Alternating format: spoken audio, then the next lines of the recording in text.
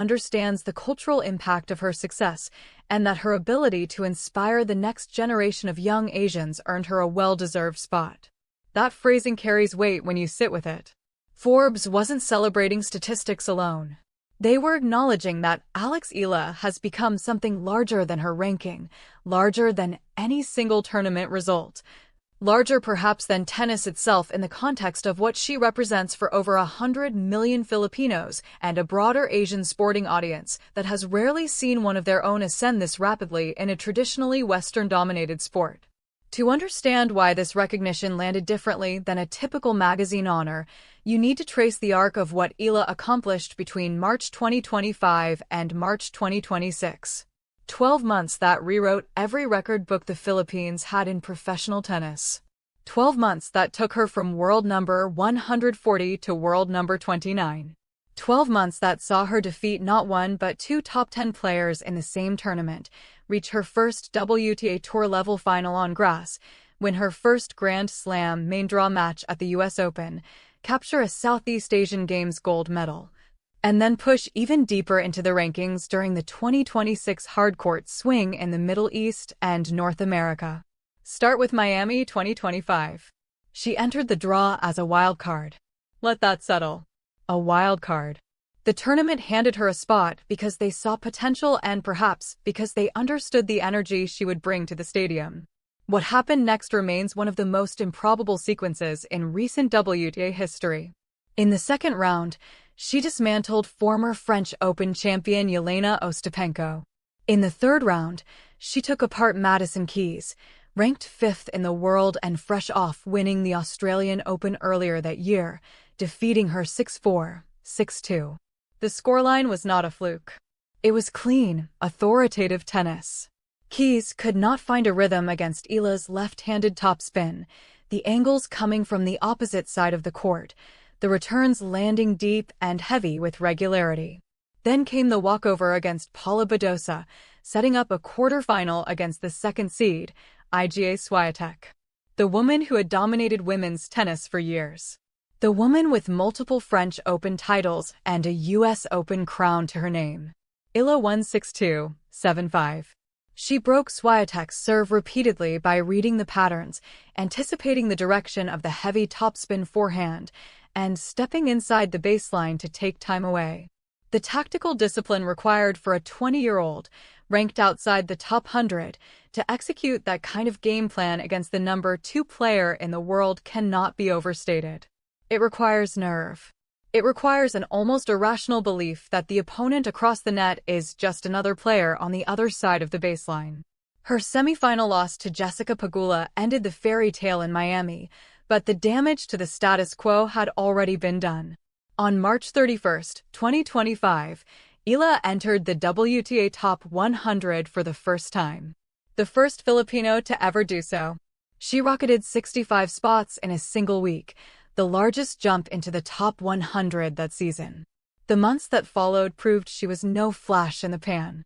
At Eastbourne on grass, she reached the final, losing a heartbreaking 3-setter to Maya Joint, 7-6 in the third set tiebreak at 10-12. The score tells you everything about how close she was. At the US Open, she defeated Clara Tauson in the first round, becoming the first Filipino player to win a match at a Grand Slam in the Open era. That sentence deserves its own silence. The Open era began in 1968. For over half a century, no Filipino had managed it. She won the Guadalajara 125 Open title in September, her first professional singles championship at WTA level. She won SEA Games gold in Bangkok in December, the Philippines' first in women's tennis singles since 1999. And then she kept climbing. The 2026 season began in Auckland, where she reached the semifinals. Then came the Middle East swing. In Dubai, she defeated Jasmine Paolini, ranked 8th in the world, 6-1, 7-6. Another top 10 scalp, delivered with the composure of someone who had internalized the lesson that big names are just names. At Indian Wells, one of the biggest tournaments on the calendar, she beat Coco Gauff in the third round. Gauff retired trailing 6-2, 2-0, but the manner of Eala's play before that point left no ambiguity about who controlled the match. She reached the fourth round before falling to Linda Noskova. Those results pushed her to a career-high ranking of world number 29 on March 16, 2026. That is the statistical skeleton. But Forbes did not put Eala on their cover for statistics alone. They put her there because of the effect she has generated, something Jean-Christophe Verbourg, the global sports marketing director for Babolat, described as a little bit crazy. Verbourg's company sponsors both Eala and previously sponsored Lina, the Chinese player who won the 2011 French Open and drew over 116 million viewers in China for that final. When Verbourg compares Eala's trajectory and cultural resonance to what Lina created, he is referencing perhaps the single most transformative individual commercial story in women's tennis history outside of Serena Williams. The comparison holds weight because of what happens whenever Eala plays. Filipino diaspora crowds materialize at her matches in numbers that dwarf what most players ranked around her draw. In Miami 2026, tournament organizers placed her opening match on Stadium Court. Meanwhile, Venus Williams, a 7-time Grand Slam champion and South Florida resident, played on the smaller grandstand. The allocation tells you what the market recognized about where the energy lives. Fabian Paget, CEO of sports marketing agency 17 Sport, told Forbes that tennis is becoming more globalized, that the top 100 is composed of far more nationalities than it used to be, and that what is happening around Eala will have a huge long-term legacy in the Philippines. He specifically pointed to the role model function, the idea that young girls and boys in Manila, in Cebu, in Davao, are now watching someone who looks like them and comes from where they come from, competing against and beating the very best in the world. Eala herself addressed this dynamic in her email to Forbes for the 30 Under 30 feature. She said the support has been incredible, that tennis can sometimes feel quiet and serious, and that having the energy of Filipino crowds makes it special. This is a player who addresses fans in Tagalog after matches, who understands instinctively that her audience is not just the people in the stadium seats, but the millions following from home despite inconvenient time zones, the overseas Filipino workers tracking scores on their phones during breaks, the children in provincial towns who now know that tennis exists as a path because one person showed them it was possible. Forbes also highlighted the commercial dimension. A representative for Eala told the magazine she was the highest-earning Filipino tennis player of all time in 2025, based on prize money totaling $876,000. Her endorsement portfolio, which includes Nike, Babolat, Globe Telecom, Bank of the Philippine Islands, Nutriasia, and Milo, exceeded $1 million last year and is projected to reach $3 million in 2026. For context, she is 21 years old. She has never won a WTA singles title at the 250 level or above.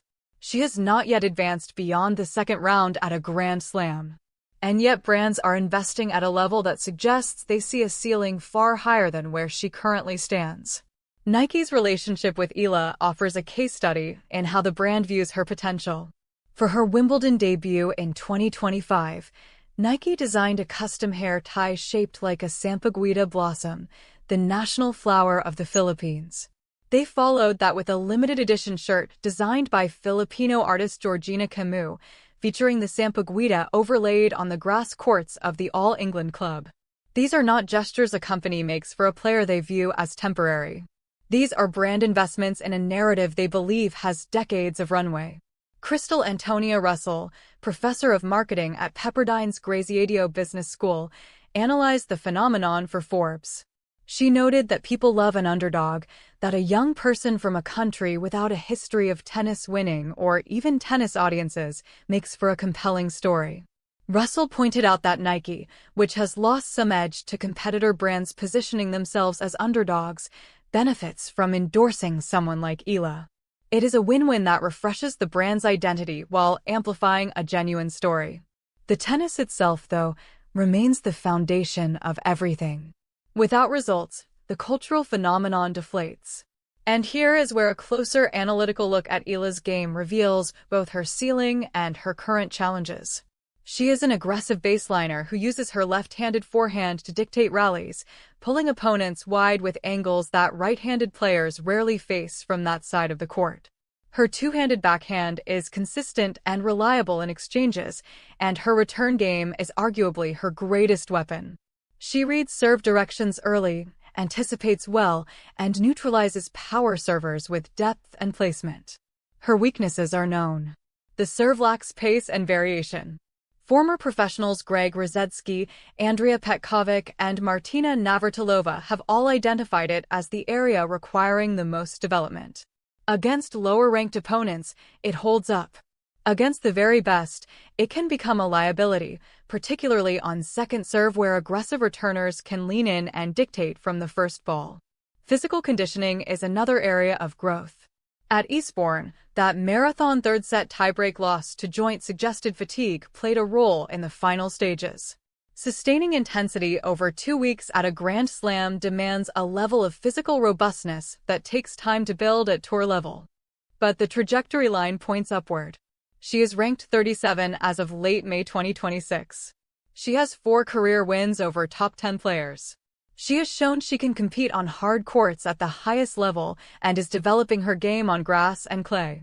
Her Grand Slam results remain her biggest area for growth, with first-round exits at both the 2026 Australian Open and French Open.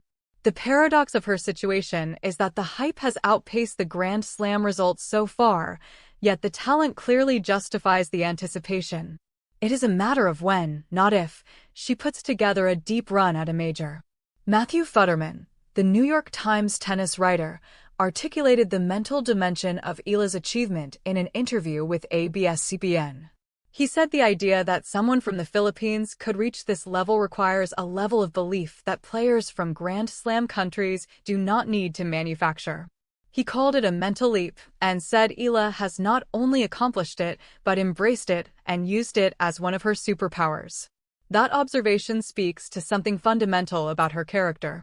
She does not shrink from the weight of being first. She does not deflect the expectation. She carries it openly and channels it into performance. The Forbes recognition, then, is not just a magazine listing. It is a marker in time. It documents the moment when a global business publication looked at a 21-year-old left-hander from Quezon City, who trains in Mallorca, endorses multinational brands, defeats top 10 players with regularity, and draws crowds that reshape tournament scheduling, and said this is one of the 30 most significant young people in all of Asian entertainment and sport. They placed her above K-pop groups with millions of monthly Spotify listeners, above an Olympic sprinter being compared to Usain Bolt, above a golfer who won the Ladies European Tour Order of Merit. They placed her there because Alex Eala is not merely playing tennis. She is reshaping who the sport belongs to in a region of 4.5 billion people. She is the proof of concept for Philippine tennis, for Southeast Asian tennis, for every young athlete in a country that has never produced a player at this level in any global individual sport outside of boxing. The comparison to Manny Pacquiao is not hyperbole in the Philippine context. It is the only available reference point for what she has generated in terms of national attention and collective emotional investment. Where she goes from here determines whether the Forbes recognition becomes a footnote or a chapter heading. The serve needs to develop. The Grand Slam results need to mature. The physical capacity for 7 best-of-3 sets matches across 14 days at a major